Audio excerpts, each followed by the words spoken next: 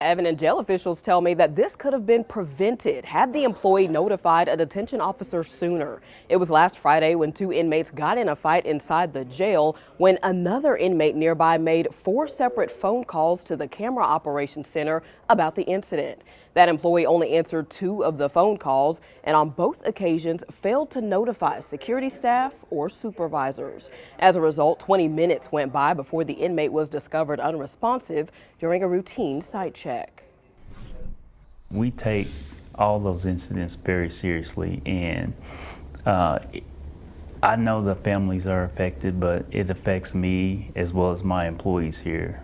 40-year-old Clinton Pike and 35-year-old Rachel Nally were the latest inmates inside the Oklahoma County Jail who've died. That makes 6 this year. None of these should have happened.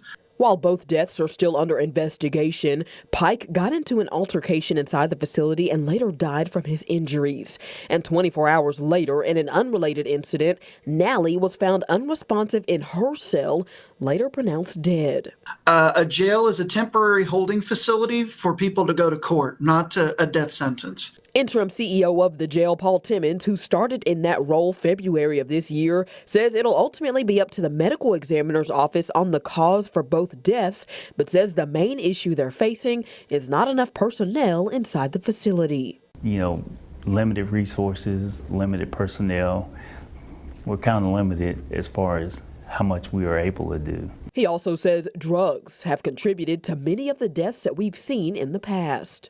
Contraband contributes to a lot of the deaths that occur here. You know, some of the people that we deal with, you know, they're not particularly in the best health when we receive them here, and they maybe have never seen a doctor in their lives. So how do we fix the problem? I don't know that we ever will, but we are certainly looking at different ways that we can try to mitigate the contraband into the facility. We encourage people to let us know if they have information on the possibility of contraband that's intended to be smuggled into. And he also says for those outspoken about the problems inside the jail, if anybody has suggestions, recommendations, I'd be open to listen to whatever they have to say.